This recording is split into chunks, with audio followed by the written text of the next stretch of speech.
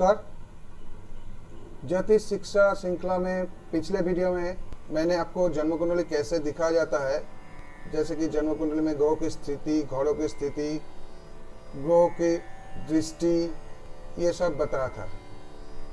आज मैं राशि के प्रभाव के बारे में चर्चा करूंगा। विशेष रूप से मैं चौर राशि, स्थिर राशि और दत्मक या द्वि स्वभाव राशि की प्रकृति के बारे में विस्तार से चर्चा करूंगा। लेकिन पहले आपको राशि के प्रकृति को जानना होगा। राशि को अलग अलग तरीके से बांटा गया है, जैसे कि पुरुष राशि और स्त्री राशि, अग्नि राशि, पृथ्वी राशि, वायु राशि और जल राशि, चौर राशि, स्थिर राशि और द्वि स्वभाव राशि, शीर्षोदय और पृष्ठोदय राशि, ओजो या अजुग्म राशि और जुग्म राशि, विषम राशि और सम राशि। इन बातों को जाने बिना राशि का ज्ञान अधूरा रहेगा। चर्चा शुरू करने से पहले मैं आप सभी को बहुत बहुत धन्यवाद करना चाहूँगा जिन्होंने मेरे चैनल को सब्सक्राइब किया है। और अगर आप मेरे चैनल पर नए हैं तो चैनल को सब्सक्राइब कीजिए और आगे वाले बेल आइकन पर क्लिक करके मेरे हर वीडियो के अपडेट पाते रहिए। मैं YouTube पर एक लाइव प्रोग्राम कर रहा हूं। आप लाइव कार्यक्रम देख सकते हैं और अपनी राय दे सकते हैं। लाइव प्रोग्राम कब होगा ये जानने के लिए मेरे चैनल के कम्युनिटी टैब पर अपनी नज़र रखिए। और ज्योतिष जानने के लिए चैनल के ज्वाइन बटन पर क्लिक करके चैनल के मेंबरशिप प्राप्त कर सकते हैं। सदस्यों को विशेष लाभ होगा। यदि किसी बात को समझने में कोई कठिनाई हो तो जो सदस्य है उन लोग मुझे पूछ सकते हैं कमेंट करके या लाइव चैट में लिख कर मुझसे संपर्क कर सकते हैं और मैं सदस्यों की सभी कठिनाइयों को दूर करने की पूरी कोशिश करूंगा। आप ज्वाइन बटन पर क्लिक करके देख सकते हैं कि क्या क्या लाभ आपको मिलेगा। मुख्य चर्चा पर आ रहा हूं। सबसे पहले बात करता हूं पुरुष राशि और स्त्री राशि की। मेष, मिथुन, सिंह, तुला, धनु और कुंभ, ये 6 राशियां पुरुष राशियां है। और वृष, कर्क, कन्या, वृश्चिक, मकर और मीन, ये 6 राशियां स्त्री राशि है। अब बात करते हैं अग्नि राशि, पृथ्वी राशि, वायु राशि और जल राशि के बारे में। मेष, सिंह और धनु अग्नि राशियां है। वृष, कन्या और मकर पृथ्वी राशियां है। मिथुन, तुला और कुंभ वायु राशियां है। कर्क, वृश्चिक और मीन है जल राशि। ये सब ध्यान से सुनिए, याद रखने की जरूरत है। अब बात करते हैं चर राशि, स्थिर राशि और दत्मक राशि या द्वि स्वभाव या दोहरी राशि के बारे में। मेष, कर्क, तुला और मकर चौर राशियां है। वृष, सिंह, वृश्चिक और कुंभ स्थिर राशियां है।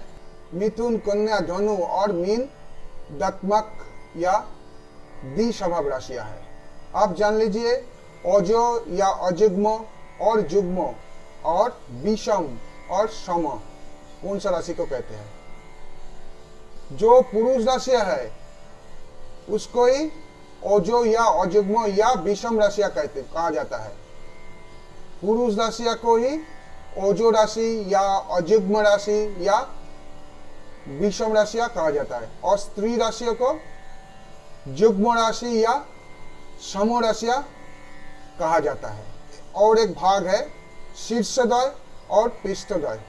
मिथुन, सिंह, कन्या, तुला, वृश्चिक और कुंभ शीर्षोदय राशियां है और मेष, वृष, कर्क, धनु और मकर पृष्ठोदय राशियां है।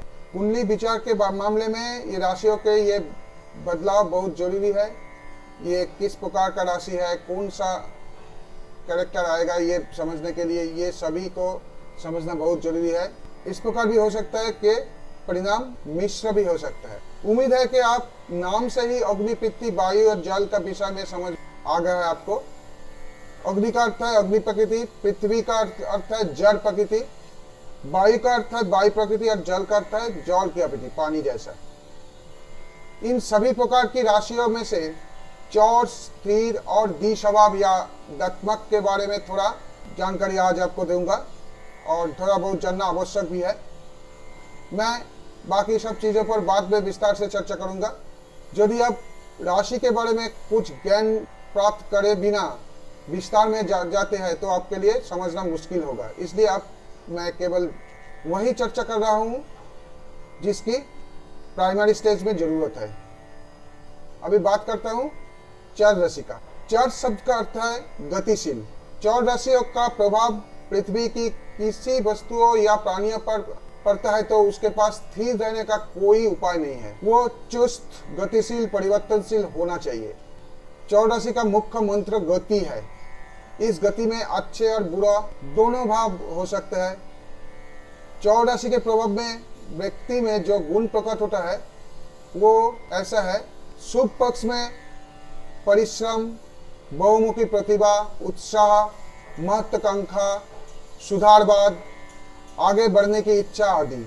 और बुरा पक्ष में आवेग, एकाग्रता की कमी, बेचैनी इत्यादि। अंदर से इन चरों का प्रभाव बहुमुखी प्रतिभा, परिवर्तन की इच्छा, मौलिकता आदि का संकेत देता है, जबकि बाहर से इनका प्रभाव स्थान परिवर्तन, यात्रा, कार्य परिवर्तन आदि का संकेत देता है। चर राशि का प्रभाव आमतौर पर जीवन में सुधार और प्रगति के बहुत सारे अवसर लाते हैं। जिसकी कुंडली में चर ग्रह है, मतलब चर राशि में ज्यादा ग्रह है, उसे अंडर एस्टिमेट करना मूर्खता होगी।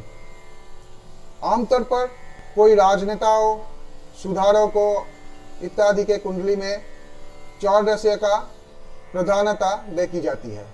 यद्यपि चर में से प्रत्येक चर राशि गति और प्रकाश की इंगित करता है, फिर भी अग्नि, पृथ्वी, वायु और जल के अनुसार कोई भिन्नताएं भी हो सकती है। मैं उसके बारे में बाद में चर्चा करूंगा। आप बात करता हूं स्त्री राशि के बारे में। चर राशि के मुख्य गुण जैसे गति और चपलता, स्त्री राशि की अभिव्यक्ति है महत्व और गंभीरता, धीरता और अपरिवर्तनीयता स्त्री राशि का मुख्य विशेषताएं है। स्त्री राशि की प्रधानता जिसमें होता है वो व्यक्ति धीमा, गंभीर, सख्त, अपरिवर्तनीय, दृढ़ निश्चयी और रूढ़िवादी होता है। बेशक लोगों के अनुसार इन गुणों को किसी के ऊपर अच्छे या किसी के ऊपर बुरे तरीके से व्यक्त किया जा सकता है। जो अच्छे के लिए दृढ़ निश्चयी है, बुरा के लिए उनकी अभिव्यक्ति हठ है। जो अच्छे के लिए दृढ़ निश्चयी है, बुरा के लिए उनकी अभिव्यक्ति हठ होगा। अच्छे में जो धैर्य है, बुरे में उसका अभिव्यक्ति आलस्य या उदासीनता होता है।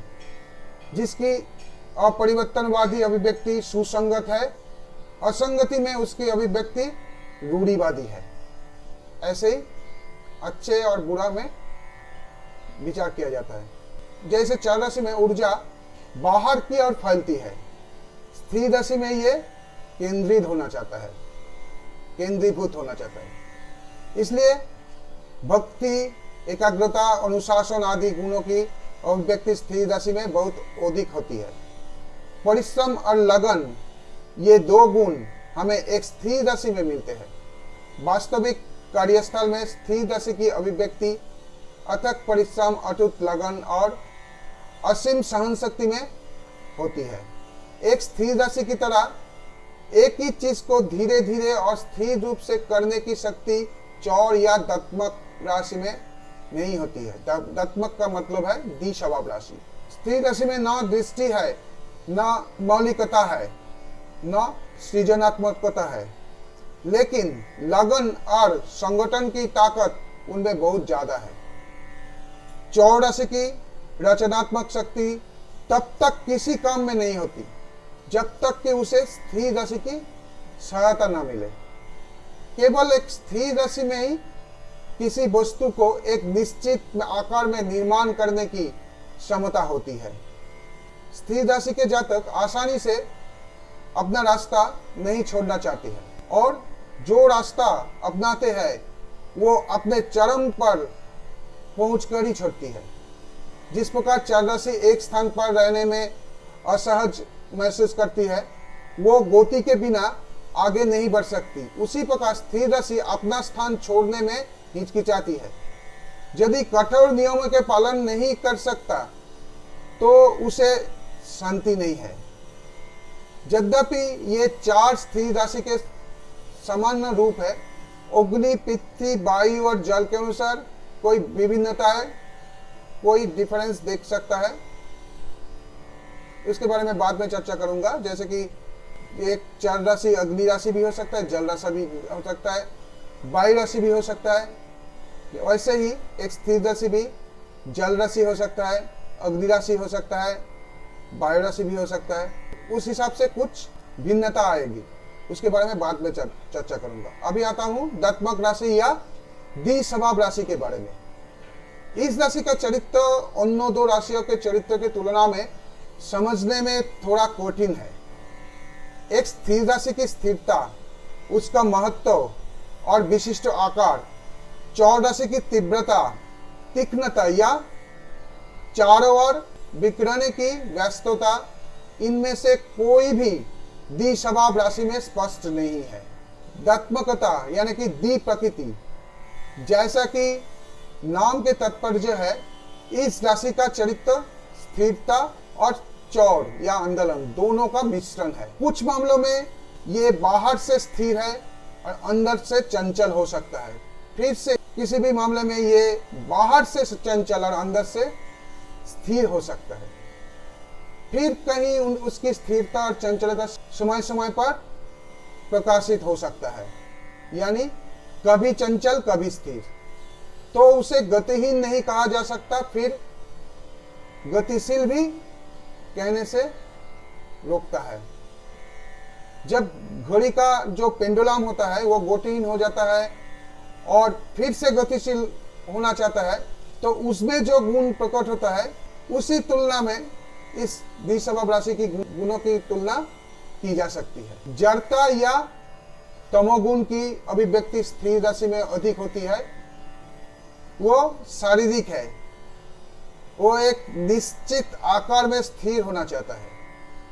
चौर राशि में जीवन शक्ति या रजोगुण की पूर्ण अभिव्यक्ति, वो चारों ओर फैलाना चाहते हैं। वो आकार सीमा का शिकार करने से हिचकिचाता है। दत्मक राशि या द्विस्वभाव राशि में मानसिक ऊर्जा या सत्वगुण की प्रचुरता है। उनका अर्थ है शरीर और आत्मा दोनों को स्वीकार करता है, लेकिन किसी से बंधे नहीं है। जब वो शारीरिक होता है तो वो स्थिर महसूस करता है। फिर से जब वो जीवन की बात आती है तो वो एक चौर की प्रकृति लेता है, लेकिन वो इन 2 विशेषताओं को पार करने की शक्ति रखता है। यही कारण है कि द्विस्वभाव राशि में द्वैत भावना दिखा जाता है, मतलब डुअल मेंटेलिटी दिखा जाता है।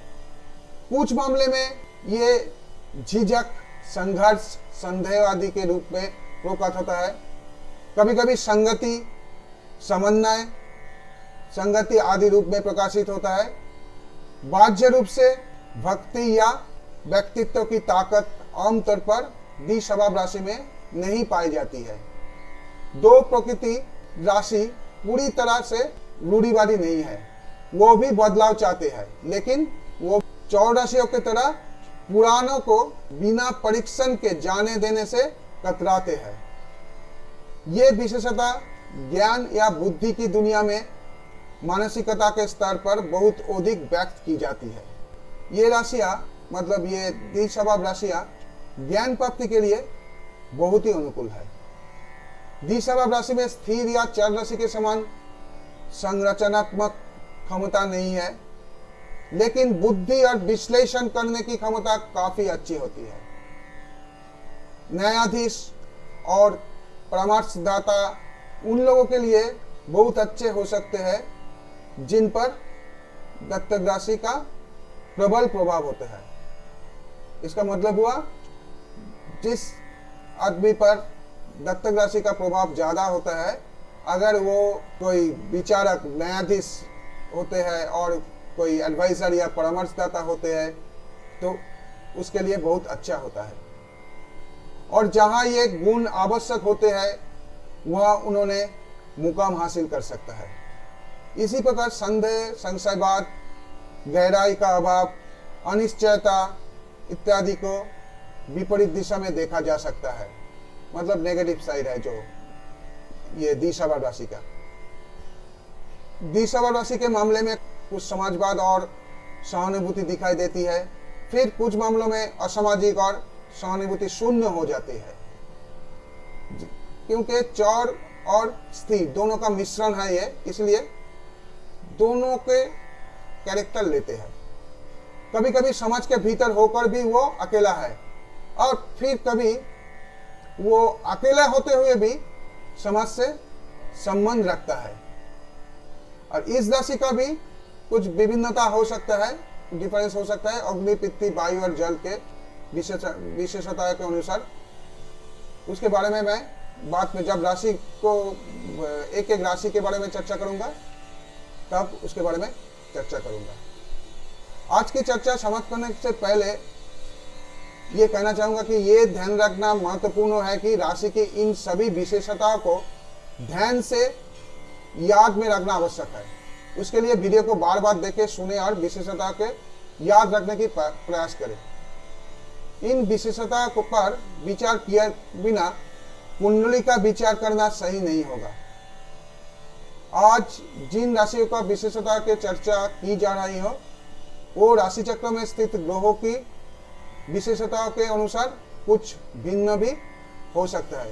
राशि चक्रों की इन विशेषताओं, ग्रहों की विशेषताओं और घरों की विशेषताओं या हाउस के जो विशेषताएं है उसको समायोजित करके फल बताना जाता है। मैं इन सभी मुद्दों पर धीरे धीरे चर्चा करूंगा। अगर कहीं समझना मुश्किल है तो कमेंट बॉक्स में कमेंट कीजिए या लाइव प्रोग्राम में, लाइव चैट में मुझे बताएं, मैं समझाने की कोशिश करूंगा। इस वीडियो के रिलेटेड कुछ डॉक्यूमेंट मैं मेंबर के लिए मेरे कम्युनिटी टैब पर अपलोड कर दूंगा, जो आप लोग प्रिंट कर सकते हैं, प्रिंट करके और रख सकते हैं, पढ़ सकते हैं। आज के लिए इतना ही। नमस्कार।